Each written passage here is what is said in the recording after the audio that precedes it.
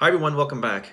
If you were able to make our workshop series these last several weeks in Loganville, Georgia, we want to just give you a shout out and thanks for being a part of that. We had a series called 3 Degrees of Impact, and statistically you have an impact on the people up to 3 degrees of separation from yourself, and we took a look at those dynamics, and I hope you're able to get a lot out of that. If your church or school or business would be interested in us doing a workshop series on marriage or family life or high performance living, please let us know and we'd be glad to schedule that for you. Today's topic is the path to a happier wife. You've probably heard the phrase, happy wife, happy life.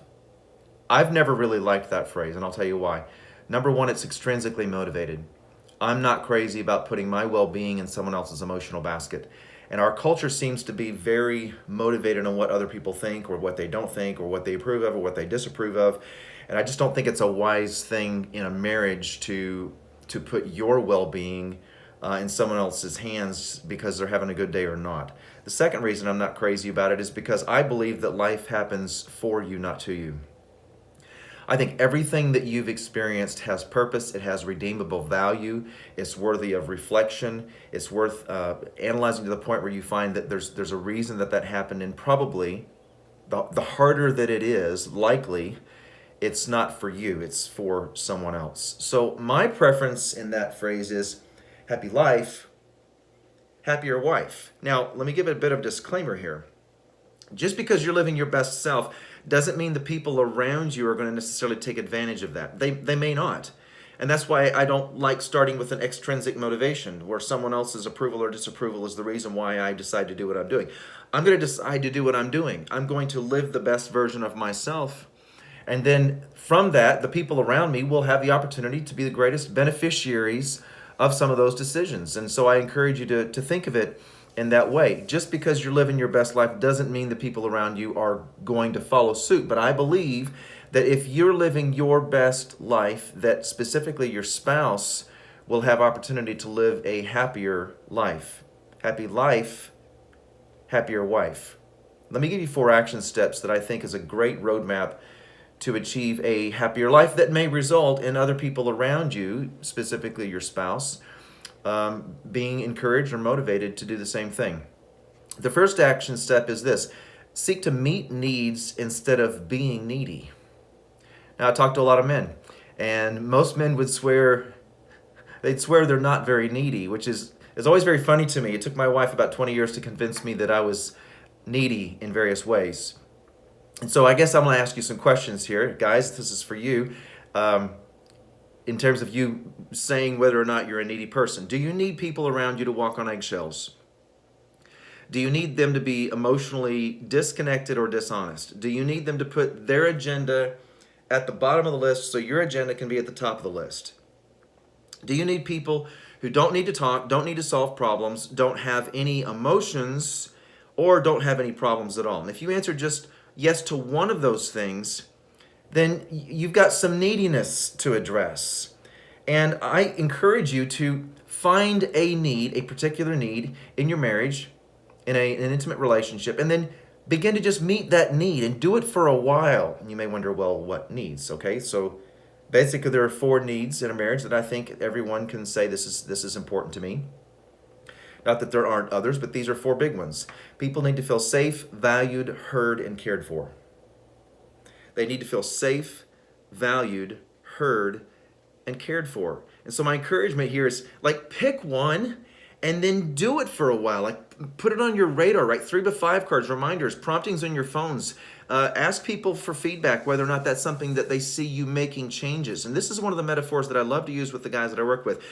From now on, you could do this today. Go home and have a palms up approach to life instead of a palms down approach. See, a palms down approach is, people see that coming all day long. This is the way things are going to be run. This is the culture that's going to be present in our home. This is how things are going to go down when I come home at the end of the day. And so if you go from that, and if you don't know that that's going on, then you should ask and find out. If you go from that to this, hey, what's going on? How can I help? Is there anything that you need? What agendas are in play that I could just kind of join in the process and be a part of? And I hope that doesn't sound silly or like some therapeutic technique. It's actually a mindset shift from a scarcity mindset to from, there's only so much to go around, so I'm going to make sure I get mine first, to an abundance mindset that says there's plenty of energy and time and resources for everyone's needs to be met. So I'm going to put my agenda at the bottom of the list first, and then and I know in intimate relationships what's going to happen. People are going to meet my needs too. That's an abundance mindset. Meet that particular need without expectations and do it for a while. What's a while? We'll do it for a month. We can do anything for a month. Just do it for a month and see what comes. I'll tell you what happens. You're going to not come across as a needy person.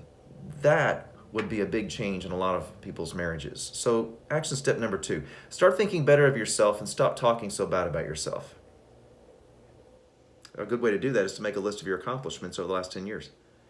What have you accomplished in the last 10 years? How did you do that? What did you have to overcome? What is a result of that now? What living or opportunities are you afforded for either yourself or your family? Like, take out a piece of paper, write down that list. How in the world did you handle that? Something else you could do. Ask yourself, what's the hardest thing I've ever gotten through? What's the hardest thing I've ever done? And I'm here now to prove that I got through it. Write it out. How did you get through it? Did you seek help? Did you do it all by yourself? And what did you learn from that? And maybe where are you now as a result of that particular experience? You want to avoid the vicious talk cycle. What's that? Well, it's when I think bad things about myself, and then when I think about it, then I plant it in my subconscious mind, and then it comes out of me in my self-talk, privately, publicly, and then I say it so cavalierly and carelessly that I begin to convince the people around me that it's true. And then I plant those seeds in their subconscious mind, and then they give them back to me, like especially in an argument or a conflict. It's interesting to me how we can plant seeds in people's minds and then get mad at them when the fruit starts growing on the trees and they want to show it to us. That's that vicious cycle I was talking about. So if you want to start a productive cycle, start thinking better of yourself, then you'll start talking better about yourself, to yourself and to others, who will then reverberate those same words back to you, and it'll create a cycle of belief and confidence for you and the people around you, and it will get you out of that negative thinking, talking cycle. So start thinking better of yourself. Here's another one. Number 3, practice the dance of desire instead of the game of sex. The game of sex, what is that? Well, that's where couples experience unmet needs, unmet expectations. They get their feelings hurt. They maybe take their corners, or they experience some conflict. There's some distance for a while. Things de-escalate. They sweep it under the rug. Then they come back, and then they start all over again. And they've been doing this for years. And it's this game. And the problem with games is that the games are intended to be played against an opponent. Dances are enjoyed with a partner. And when you begin to look at the intimacies of your relationship as a dance instead of as a game, then there aren't any losers anymore. Now there are players, there are participants, there are people that are in this to win. I mean, listen, games are designed to end. Dances are designed to flow. And so we have a mindset about intimacy where you're in this together, and there's no he, she here. It's an us, it's a we. Let me ask you a couple of questions along these lines. I'm asking you to play the dance of, or participate in the dance of desire. What about you is desirable? I don't ask that to be critical. I mean, what do you think? If you have a hard time answering that question, then how would you expect your spouse to answer it? What is it about you that you think is desirable? Write those things down. If you struggle here, there's some work for you to do, because there's probably a lot you're not calling out. Better question, what would make you more desirable? What would make you more desirable to your spouse? I can tell you 3 things. One is meet their needs for a month on a very particular level with a very palms up approach. Start thinking better of yourself on a regular basis and talking better about yourself, and then start looking at an intimate relationship as more of a dance than a game. You start doing those things, and suddenly your relationship can turn around pretty quickly. All right, 4th action step. Start passing out kudos like candy and stop demanding them like a child. You've probably been in a Walmart aisle at Christmas time with a 2-year-old in a grocery cart, demanding, asking, imploring mom to buy them something, or they want this for Christmas. And it's not a very attractive quality in the aisle at Walmart, even less so in a marriage. You know that palms up approach I was talking about? When you start, when you come into your home environment, you come into your relationships with a palms up approach, it's very natural for you to start. I mean, you can't pass out candy like this.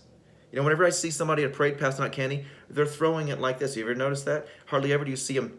It's like you're gonna sling it at somebody this way. You're gonna hurt somebody with it. If you throw it this way, you can lob it.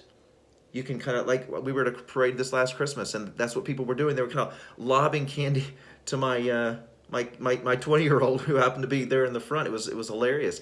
But you know, like, take that palms up approach, and when you do that, all of a sudden you start thinking about what people need. You have something to offer like this. Like this, you have something to take, something to keep. Another analogy I like to use with the guys that I work with: be the quarterback, not the participant. What's the quarterback doing? Throwing passes, man. He's scoring touchdowns. That's his job. What's a participant doing? A participant is going with the crowd. They're following the wave. If everything's going great, then they're up. If things are going bad, then they're down. They're yelling at the referee. They're gawking at the cheerleaders. Don't be a participant. Be a quarterback. Some of the quarterbacks I respect the most are the ones that when something goes bad, you rarely see it on their face. They just handle their business. The quarterbacks that I really love, I don't follow teams, I follow quarterbacks. So if a quarterback moves teams, then I like that team. Because I like to watch people who don't get discouraged when they're a touchdown 2 or 3 or 4 down, and they know they can still win the game. And maybe that's how you feel. Maybe you feel like you're 2 or 3 scores down and you don't even know how you're going to begin to play the game. Don't play the game anymore. Start scoring. Just start scoring with a palms up approach. Here's what I want to encourage you to do. In your marriage, you can start doing this today. Be a one-man blessing machine. Like, make it your mission. And again, do it for a month. Like, do whatever you have to do. Write promptings in your phone and 3 to 5 cards in the mirror in your vehicle. I do those things sometimes to help me form a new habit. And then once the habit's there, then I get rid of the cards. I can still see them on the mirror. I still remember what I've been saying to myself. Be a one-man blessing machine. Come into the house with a palms-up approach.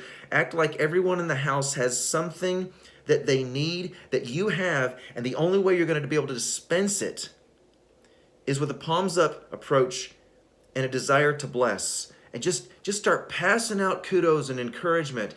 It's unfathomable to me how quickly a relationship and a family dynamic can change when people just make these very subtle changes in their lives. Listen, we want to be a resource for you. I do appreciate the feedback that I get from a lot of the clients that I work with and people that I go to church with that are getting some benefit from this. If there's content you'd like to hear, a particular issue you'd like us to address, we'd love to do that. We're expanding offices, moving our offices a little bit down the hall so that we can have more room to serve people. And if we can help you, we would love to do that. My wife and my daughter and I are in practice together. And if there's something that we can do to help enhance your life and to help you live the best version of yourself, I mean, that's what we're here to do. We're all in this together. So we'd love to serve you. I hope you have a great day, and we'll see you next time.